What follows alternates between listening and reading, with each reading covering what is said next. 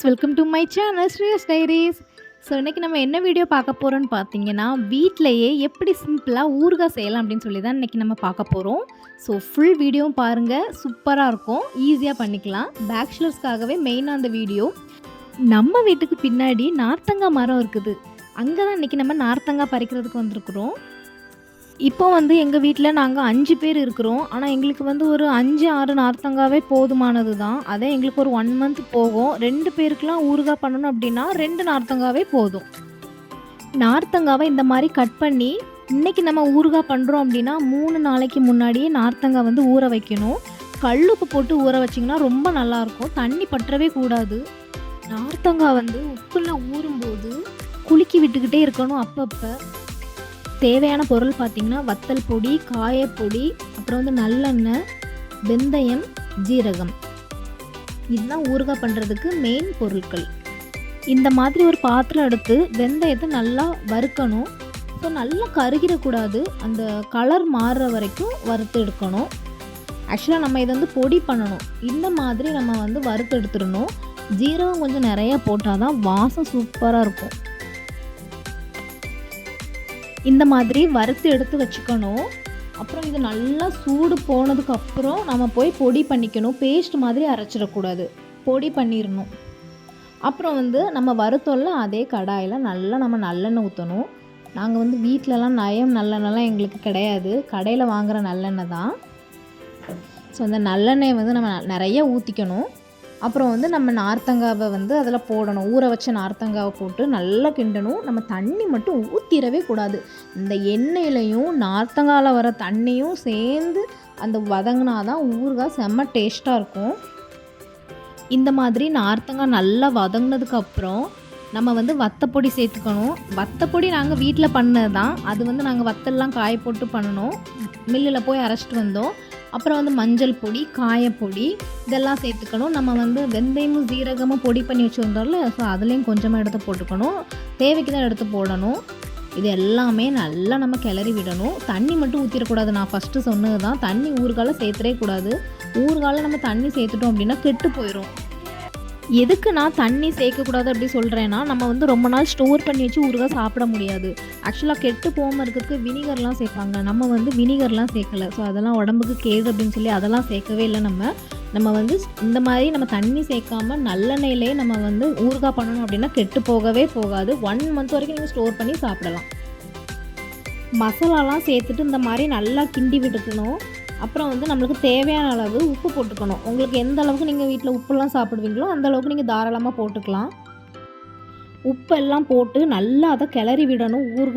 ஊறுகாய் கிளறி விட்டதுக்கப்புறம் நம்மளுக்கு இந்த மசாலாலாம் போட்டிருக்கோம்ல, அதில் உள்ள பச்சை வாசம் எல்லாமே அந்த நல்லெண்ணெயில் நல்லா மிக்ஸ் ஆகணும். மிக்ஸ் ஆகி நம்மளுக்கு அந்த பச்சை வாசம்லாம் போனதுக்கப்புறம் ஊறுகாய் ஒரு கலர் மாறும். அந்த கலர் மாறுற வரைக்கும் நம்ம அடுப்பை சிம்மில் போட்டுட்டு நம்ம வேக வைக்கணும். பாருங்கள், இந்த மாதிரி ஊறுகாய் எவ்வளோ அழகாக கலர் மாறி இருக்குது. ஸோ நம்ம சிம்மில் போட்டு நம்ம வேக வச்சோம்ல, அதுக்கப்புறம் நம்மளுக்கு இந்த மாதிரி கலர் மாறிடும். ஆக்சுவலாக நம்ம வேக வைக்கும்போது எக்காரணத்தை கொண்டு மூடி வைக்கவே கூடாது. ஆற வச்சக்கப்புறம் தான் பாட்டிலில் ஸ்டோர் பண்ணிக்கணும். அடுத்தது என்ன பார்க்க போகிறோன்னு பார்த்தீங்கன்னா, என்னோடய ஃபேவரட்டான நார்த்தங்காய் பச்சடி தான் பார்க்க போகிறோம். ஸோ நம்ம இப்போ எங்கேயாச்சும் வெளியே ஃப்ரெண்ட்ஸோ ஃபேமிலி கூட டூருக்கு போகிறோம் அப்படின்னா கண்டிப்பாக நீங்கள் இதை ட்ரை பண்ணி பாருங்கள். செம்ம டேஸ்ட்டாக இருக்கும். சரி, எப்படி செய்யறதுன்னு பார்க்கலாமா? வாங்க. அதுக்கும் நம்ம நார்த்தங்காவை தான் எடுத்துக்கணும். ஸோ நார்த்தங்காவை இந்த மாதிரி கட் பண்ணி வச்சுக்கணும். இதுலேயுமே எந்த விதையுமே இருக்கக்கூடாது. ஆனால் தோலோடு நீங்கள் கட் பண்ணி வச்சுக்கலாம். இந்த மாதிரி குட்டி குட்டி குட்டியாக கட் பண்ணணும். ஸோ நல்லா குட்டி குட்டியாக கட் பண்ணணும். அப்போ தான் டேஸ்ட் நல்லாயிருக்கும். ஏன்னா நம்ம பச்சடி தானே பண்ண போகிறோம், அதனால டேஸ்ட் நல்லாயிருக்கும். ஸோ அந்த மாதிரி கட் பண்ணிக்கணும். இதில் சீக்ரெட்டான ஒரு பொருள் இருக்குது. ஸோ அதை தான் நம்ம சேர்க்க போகிறோம். நான் லாஸ்ட்டாக சொல்வேன், கண்டிப்பாக நீங்கள் கடைசி வரைக்கும் இந்த வீடியோ பார்க்கணும். இந்த மாதிரி நம்ம விதைகள் எல்லாமே எடுத்துடணும். இந்த மாதிரி க்ளீனாக விதையெல்லாம் எடுத்து வச்சக்கப்புறம் ஒரு 4 பல்லாரி, 5லேருந்து 6 பச்சை மிளகா தாராளமாக போடலாம். இந்த மாதிரி பல்லாரியை கட் பண்ணிக்கணும். அப்புறம் பச்சை மிளகாவையும் கட் பண்ணிக்கணும். ஸோ நம்ம புளி நனைய போடணும். ஒரு லெமன் சைஸ் அளவுக்கு புளி, அதாவது ஒரு எலுமிச்சை சைஸ் அளவுக்கு புளி நனைய போடணும். புளி முங்குற அளவுக்கு தண்ணி வைக்கக்கூடாது. லைட்டாக அது எப்படி சொல்கிறதுக்கு ஃபுல்லாக முங்கவும் கூடாது. ஏன்னா நம்ம அதை கட்டிக்கு புளி கரைக்கணும். அப்போ தான் டேஸ்ட் வைஸ் ரொம்ப நல்லாயிருக்கும். இந்த மாதிரி ஒரு வாணல் எடுத்துக்கணும். அதில் வந்து பாம் ஆயில் எண்ணெய் ஊற்றிக்கலாம், இல்லைனா நல்லெண்ணெய் கூட ஊற்றிக்கலாம். நல்லெண்ணெய் ரொம்பவே நல்லாயிருக்கும் டேஸ்ட்டு. எங்கள் வீட்டில் முடிஞ்சிட்டு, ஸோ அதனால் நான் வந்து பாம் ஆயில் எண்ணெய் எடுத்துருக்கிறேன். எண்ணெய் சூடானதுக்கப்புறம் கடுகு போடணும், கருவேப்பிலை போடணும். இது ரெண்டுமே நல்லா பொரிஞ்சு வந்ததுக்கப்புறம் நம்ம வெட்டி வச்ச வெங்காயம், பச்சை மிளகாய் இந்த ரெண்டையுமே உள்ளே போட்டுக்கணும். போட்டு இது நல்லா வதங்கணும். ரொம்ப கொலன்னுலாம் வதங்க வேண்டிய தேவையில்லை. நார்மலாக நம்ம எப்போவுமே குழம்புக்கெலாம் வதக்குவோம்ல, ஸோ அந்த மாதிரி நல்லா வதக்கணும்.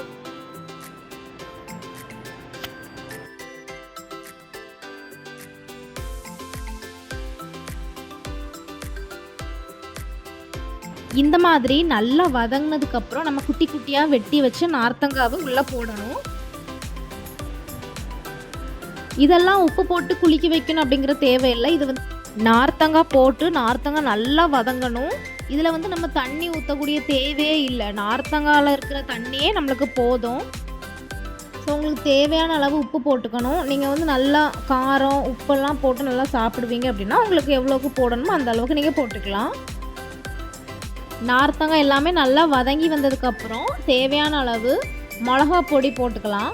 ஸோ உங்களுக்கு எந்த அளவுக்கு காரம் வேணுமோ அந்த அளவுக்கு நீங்கள் மிளகா பொடி போட்டுக்கலாம். கலருக்கு கொஞ்சம் மஞ்சள் பொடி கொஞ்சம் அதிகமாக இருந்தால் டேஸ்ட் வைஸ் கொஞ்சம் நல்லாயிருக்கும். இந்த மாதிரி நல்லா வதக்கணும். அந்த மசாலாவோட பச்சை வாசனைலாம் போனதுக்கப்புறம் தான் நம்ம வந்து இதுக்கு முன்னாடி அந்த ஊறுகாய் பண்ணும்போது வெந்தயமும் சீரகமும் அடித்து வச்சோல்ல மசாலா, அது கொஞ்சம் மீதி இருந்துச்சு. ஸோ அதையும் இதில் உள்ளே சேர்த்துக்கிறோம். உள்ளே சேர்த்து இது நல்லா வதங்கினதுக்கப்புறம் நம்ம வந்து புளி கரைச்சி வச்சுருக்கோம்ல, அந்த தண்ணியை உள்ளே ஊற்றிக்கலாம். ஏன்னா நம்ம தண்ணியே சேர்க்கலை, புளி தண்ணி மட்டும்தான் இப்போ சேர்க்குறோம்.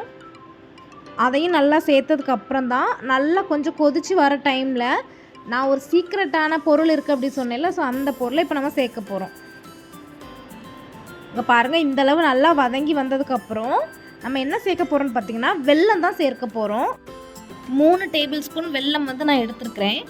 ஆக்சுவலாக இந்த நார்த்தங்காய் பச்சடிக்கு இந்த வெல்லம் தான் ரொம்ப சூப்பராக டேஸ்ட் கொடுக்கும். ஏன்னா உப்பு காரம் எல்லாமே இந்த வெல்லம் வந்து பேலன்ஸ் பண்ணிக்கும். இந்த மாதிரி நல்லா வதங்கி வரணும்.